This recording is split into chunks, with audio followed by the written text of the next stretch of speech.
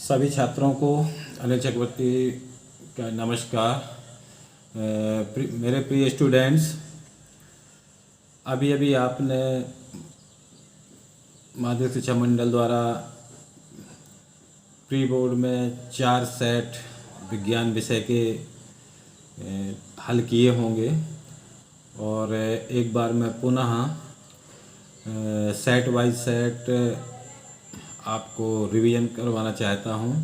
यदि आपको उपयोगी लगे तो ज़रूर ध्यान रखिएगा। प्रिय स्टूडेंट्स, विज्ञान विषय के यदि सेट ए पर अपन पुनः ध्यानाकर्षण करें तो सबसे पहले आप ऑब्जेक्टिव को देखें। सेट ए में प्रथम जो ऑब्जेक्टिव पूछा गया था, कैल्शियम ऑक्साइड की जल के साथ अपक्रिया है। इसमें जो विकल्प दिए गए थे, ऊष्माक्षेपी संयोजन, ऊष्माक्षेपी एवं संयोजन, और द नंबर में दिया था ऊष्माशोषी। तो इसका जो सही आंसर है ऊष्माक्षेपी एवं संयोजन। कई विद्यार्थियों ने संयोजन भी लिखा था, तो प्लीज स्टूडेंट इस बात का ध्यान रखिएगा। कैल्शियम ऑक्साइड की जल के साथ अपक्रिया, हिंट के रूप में मैंने संयोजन अपक्रिया को भी परिभाषित किया है, और जिस अपक्रिया में 2 या 2 से अधिक अभिकारक किसी एक उत्पाद का निर्माण करते हैं उसे संयोजन अपक्रिया कहते हैं। और इसी के साथ आप ऊष्माक्षेपी अपक्रिया को देखें तो जिस रासायनिक अपक्रिया में उत्पादों के साथ ऊष्मा भी निकलती है, ऊष्माक्षेपी अपक्रिया कहलाती है। और जहाँ तक रही बात रासायनिक सूत्र की, समीकरण की, तो कैल्शियम ऑक्साइड प्लस H2O मिलकर बनाते हैं कैल्शियम हाइड्रोक्साइड और प्लस ऊष्मा निकलती है। तो यदि आप संयोजन अपक्रिया की परिभाषा को देखें तो उसमें सिर्फ इतना लिखा है कि जिस अपक्रिया में 2 या 2 से अधिक अपकारक किसी एक उत्पाद का निर्माण करते हैं उसे संयोजन अपक्रिया कहते हैं, और ऊष्मा निकलने का कोई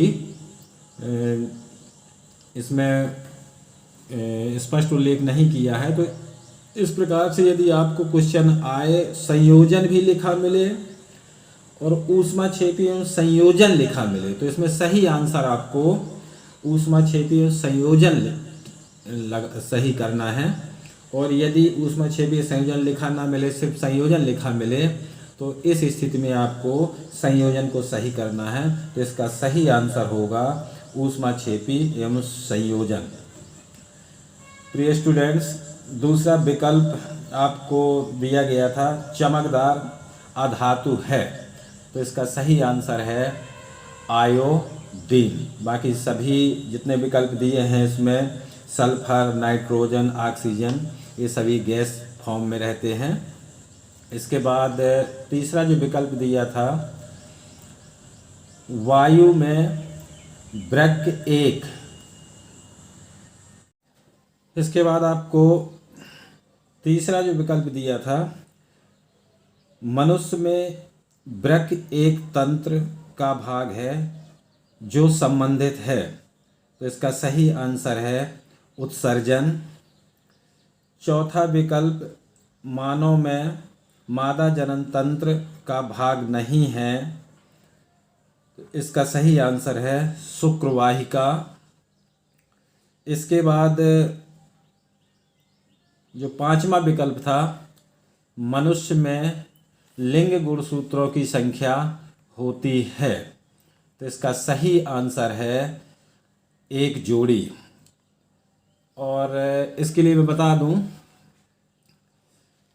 कि मानव में अधिकतर गुणसूत्र 23 जोड़े होते हैं, लेकिन ध्यान रखने योग्य बात यह है कि मानव में अधिकतर गुणसूत्र माता और पिता के गुणसूत्रों के प्रतिरूप होते हैं।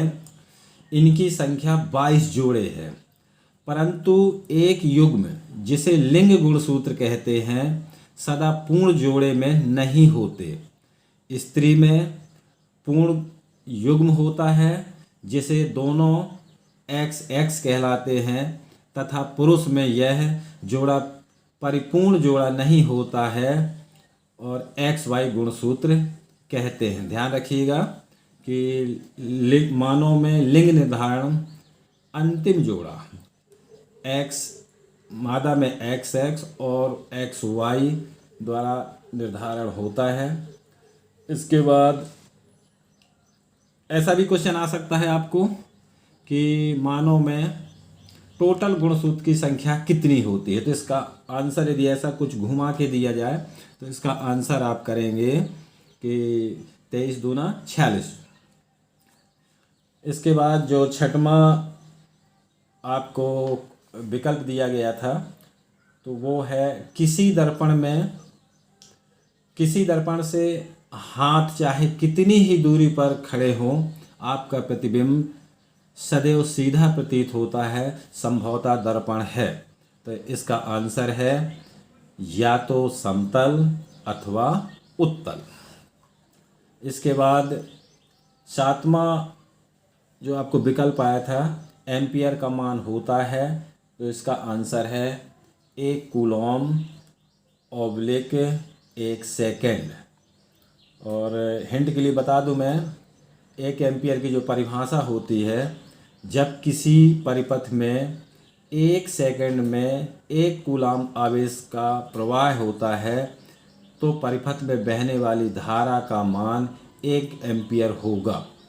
अर्थात जब किसी परिपथ में 1 सेकेंड में 6.25 इंटू 10⁻18 इलेक्ट्रॉन का बहाव होता है तो बहने वाली धारा का मान 1 एम्पियर होगा।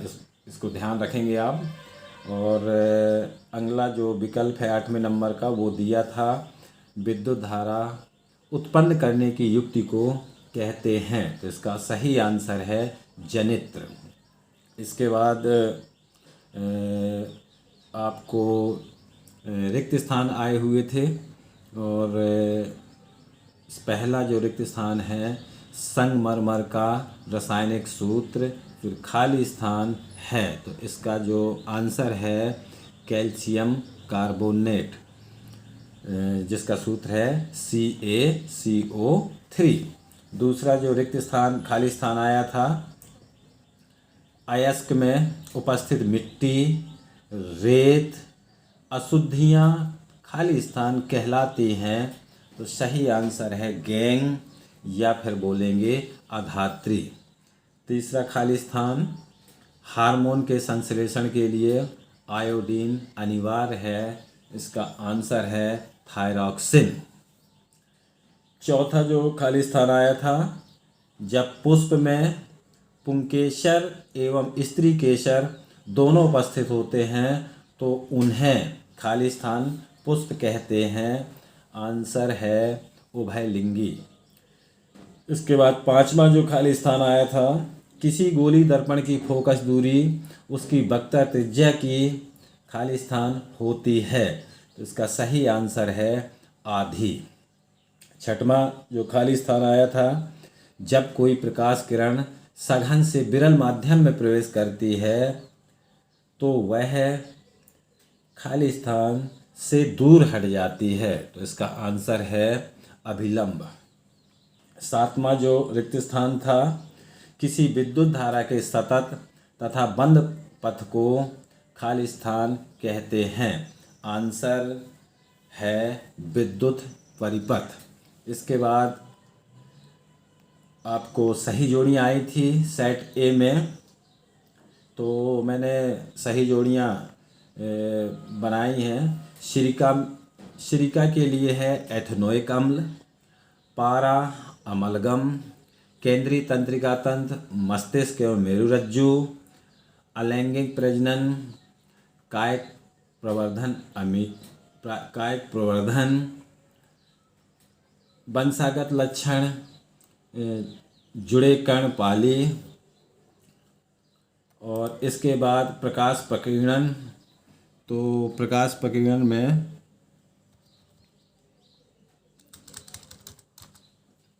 प्रकाश प्रकीर्णन में टिंडल प्रभाव, विद्युत धारा अमीटर, परितंत्र में ऊर्जा प्रवाह। इसके सही आंसर है एक दिशिक।